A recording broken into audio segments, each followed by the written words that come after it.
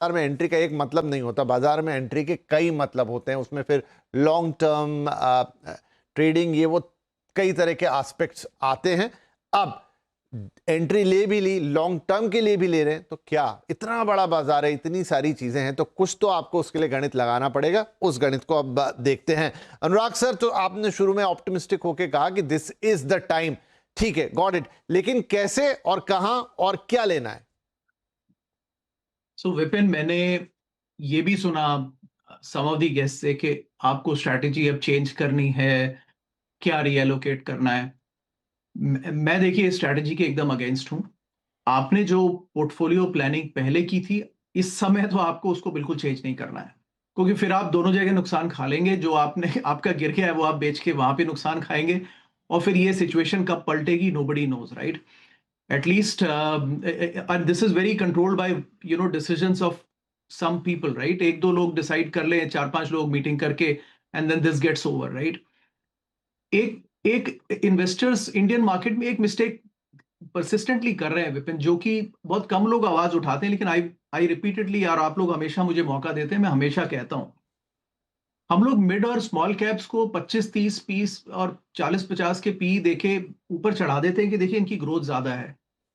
ये समय वो रिमाइंड कराते हैं हमें कि वो ग्रोथ कितनी फ्रेजाइल होती है, और वो कंपनी क्विकली कैसे प्रॉफिट से एकदम लॉस में चली जाती है। ये समय उसका एग्जैक्ट इंडिकेटर है।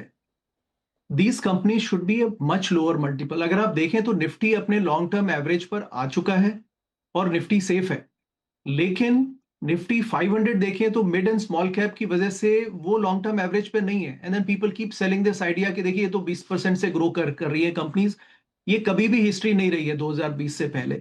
My advice to investors in India जो म्यूचुअल फंड में भी कर रहे हैं, प्लीज स्टे 60% लार्ज कैप और 20% डेट, और बाकी 20% में आप मिड स्मॉल खेलिए जो खेलना है, नहीं तो 50 लार्ज कैप करके और 20-25 डेट करके बाकी 20-25 मिड स्मॉल में रखिए। This whole story of portfolio allocation, जहां पे मिड कैप आप एग्रेसिव होके लार्ज कर ले, वो आप ये समय आपको बताता है कि ये सस्टेनेबल अर्निंग्स कभी भी नहीं रहती हैं। एट एवरी क्राइसिस आफ्टर 2007 और 2017 हैज टोल्ड अस दैट ये अर्निंग्स बहुत फ्रेजाइल होती हैं, और ये कंपनीज जब आपको जरूरत पड़ेगी पैसे की, ये करेक्शन लेके 50-70% डाउन होके बैठ जाएंगी। This is my limited advice from the international investors also. यहां पर भी सारा जो 401 के रिटायरमेंट मनी, जिसको हम कह लें कि एसआईपी का रेप्लिका है, वो S&P 500 में एलोकेटेड है, which is a very safe index, right? आप देखिए उसका करेक्शन अभी 5% भी नहीं हुआ है, whereas the other stocks in Nasdaq are down. So I think this philosophy Indian market has to imbibe it, जो कि एनफ लोग उसको सेल नहीं कर रहे हैं। विपिन, इतना मेरा लिमिटेड मैसेज है इस समय। जी, बाकी अब आप जहां हैं वहां पे फंस गए हैं तो उसको टिके रहिए, एक बार न्यूज टर्न होने दीजिए, फिर आप पोर्टफोलियो एलोकेशन कीजिए। ठीक है, तो जहां दैट्स है ऑल। उसको फिलहाल वैसा ही रखिए, और जो एक ब्रॉड एलोकेशन वो बता रहे हैं आपके पोर्टफोलियो की, कि उसमें 50 से 60% प्रीमियम बड़े लार्ज कैप होने चाहिए, और बाकी फिर दूसरों की जगह आनी चाहिए। राइट, जसप्रीत जी, थोड़ा इसको और आगे बढ़ते कि ये तो एक बहुत ब्रॉड पिक्चर हो गई, लेकिन अब वो लार्ज कैप भी, अगर आपकी भी राय वही है, तो फिर उसमें भी तो बहुत कुछ है। उसमें आप कहां देखेंगे, किस हिसाब से आप पिक करेंगे? देखिए, मैं अनुराग जी के बात से यहाँ तक सहमत हूँ कि जहाँ पे हैं वहाँ बने रहिए, बट यहाँ पे मेरा डिफरेंस इन व्यू ये होगा कि जो स्टॉक ने पिछले 3, 6, 12, 24 महीने में अगर लार्जली अंडर परफॉर्म किया है, तो बहुत बड़ा मैसेज है कि market it was heavily under performing for a reason. तो एक समय पे अपॉर्चुन टाइम पे आके हमें उसको रीशफल करना चाहिए। ये एक हम लार्जर मैसेज यूज भी कर रहे हैं और एडवाइस भी कर रहे हैं अपने इन्वेस्टर्स को। भले ही वो कितना भी बड़ा फेमस नाम क्यों ना हो मार्केट में, because of whatever lineage it may have. That is one. Second is, थोड़ा सा लॉन्ग टर्म में अगर बात करूं तो हमने लास्ट 5 years के रोलिंग रिटर्न्स देखे थे, लास्ट 10 साल में देखा है, but on a 5 year rolling return basis, तो जो CAGR निकल के आता है on a 5 year basis, it is coming to 11.8, 12% मान लेते हैं तकरीबन। और पिछले 2 साल से निफ्टी फ्लैट है, विच इज 5% रिटर्न, फ्लैट ही मानते हैं। तो अगर मार्केट को रिकवर करना है तो अगले 3 सालों में it will have to deliver a CAGR of रफली 16 to 17%। तो कमिंग बैक, हमारे स्टार्टिंग जो मैसेज था कि अगर कोई निवेशक 3 साल का व्यू लेता है तो 16, 17, 18%, 18 अगर ज्यादा है, 16-17% का CAGR करना मुश्किल नहीं होना चाहिए। उसके पीछे मैथ्स वो भी है कि जो निफ्टी का 1 ईयर फॉरवर्ड पी है वो तकरीबन 18 टाइम पे आ गया, जबकि एवरेज 20 टाइम है। ट्रेलिंग पे के हिसाब से भी वो सस्ता है। तो on both the parameters we look to be reasonably undervalued and opportunities बहुत है। Coming quickly to sector specific, हमें लगता है कि bank overall banking sector within that PSU banks, pharmaceuticals, health care, metals and selected discretionary consumption, जिसमें again auto भी आ जाएगा, बिकॉज ये जो अभी ऑटो की मार पड़ रही है वो काफी हद तक क्रूड लिंक्ड है। बट एक बार इसका स्थिति इंप्रूव होगी तो I think these are the sectors selected: auto, discretionary consumption, pharmaceuticals, healthcare, and PSU banks, and overall larger banking, which I think, and एक सेक्टर और बोलना चाहूंगा, पब्लिक सेक्टर एंटरप्राइजेस, बिकॉज काफी टाइम से वो सेक्टर वो रहा है, दबा हुआ रहा है, चाहे उसमें यूटिलिटीज हैं, डिफेंस हैं। There are tons of opportunities in public sector, और हम देख रहे हैं कि इस समय जो नंबर 1 इंडिया की माइनिंग कंपनी है वो किस तरह से आउट परफॉर्म कर रही है। तो पब्लिक सेक्टर एंटरप्राइजेस को भी काफी ताक में रखना चाहिए हमारे हिसाब से। तो ये ब्रॉडर सलाह रहेगी, और ये हम इनफैक्ट आज के दिन में इस हिसाब से पोजीशनिंग भी रख रहे हैं। ठीक है, ये भी एक व्यू पॉइंट। अब एक सवाल यहाँ पर अरुण जी ये आता है, वो ये है कि वैल्यूएशन कंफर्ट कहाँ पे है आपको? ठीक है, इस समय जो मार्केट एक तरह का फॉलिंग नाइफ है, नोबडी नोज कि वो कहाँ तक जाएगा, कितने नीचे तक जाएगा, बॉटम किधर लगेगा।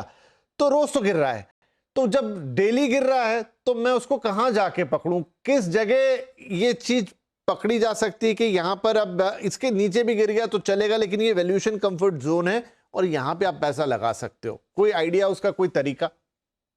या विपिन जी, मैं 2-3 पॉइंट कहना चाहूंगा। एक तो आप ये मान के चलिए, लास्ट 15-18 महीने से मार्केट गिर रही है, specially small and mid cap. That's one in terms of prices. दूसरा, अभी जो लेवल ऑफ अनसर्टेनिटी है, हम 3 गहरे बादलों से घिरे हुए हैं। एक वॉर, एक हमें एआई ऑलरेडी चल ही रहा था, और एक टैरिफ चल ही रहा था। तो मुझे लगता है कि अब जो स्मॉल मिड कैप है, ये कभी ग्रोथ स्टॉक्स नहीं होते। मैं अनुराग जी से एग्री करूंगा, ये सिक्लिकल स्टॉक्स होते हैं। ये एक साइकिल में ऊपर जाते हैं, फिर साइकिल नीचे आती है, और फिर नीचे आ जाते हैं। वो साइकिल में कहीं ना कहीं हम ट्रफ के पास है, और मैं बताता हूं क्यों हमारा ऐसा मानना है।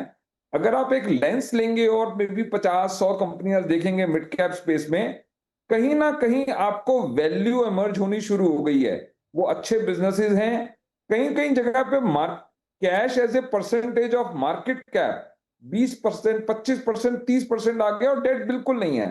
तो जब ऐसी स्थिति इमर्ज होनी शुरू हो जाए मार्केट्स में, तो आपको यह मान लेना चाहिए कि यहां से डाउनसाइड बड़ी लिमिटेड है। ओवरऑल फिर भी कुछ अभी स्मॉल मिड कैप 40 टाइम के पीई पे होंगे, बट कहीं ना कहीं काफी जगहों पे वैल्यू इमर्ज होनी शुरू हो गई है। और हमें तो सारे स्टॉक्स तो लेने नहीं है, हमें तो सिर्फ 10-15 स्टॉक्स ही लेने होते हैं। तो मुझे लगता है कहीं ना कहीं यहां पर आपको वैल्यू इमर्ज होनी शुरू हो गई है। तीसरी बात, रीबैलेंसिंग पोर्टफोलियो की टच अपॉन हुई।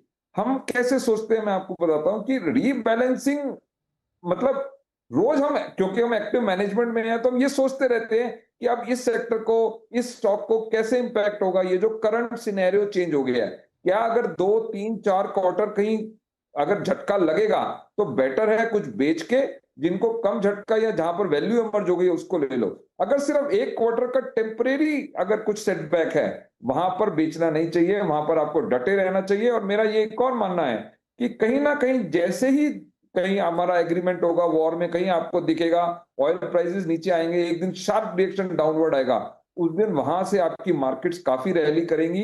तो इसलिए ज्यादा उथड़ की अभी बेच देते हैं, नीचे खरीद लेंगे, वो हो नहीं पाता है। आप अगर आपकी हाई कन्विक्शन बेट है, अच्छी कंपनी खरीदी हुई है, आप वहां पर डटे रहिए। बाकी लास्टली आ गया कौन से सेक्टर, हमेशा हमारा ये मानना रहा है कि डोमेस्टिक फोकस सेक्टर्स पे ही ध्यान देना चाहिए, जिसमें आपका बैंकिंग फाइनेंशियल सेक्टर ठीक लगता है, एनबीएफसीज, बड़ी एनबीएफसीज अच्छा करेंगी। दूसरा फार्मास्यूटिकल, हेल्थ केयर, हॉस्पिटल्स आ गया। तीसरा मेरा एक आईटी भी काफी ज्यादा करेक्शन आ गई है। AI is a big debate, जिसके लिए हम एक अलग सेपरेट से एक सेशन कर सकते हैं। बट कहीं ना कहीं सर्विसेज पूरी, that's a disruption risk, but पूरी खत्म हो जाएंगी या इतनी कैश पे आ जाएंगी, मुझे लगता है कहीं ना कहीं मिड कैप आईटी में आपको वैल्यू इमर्ज होगी। और एक सेक्टर जो हम कॉन्ट्रेरियन या जहां कोई नहीं बोलता है, सीमेंट हमें काफी अच्छा लगता है because that's again a domestic focus.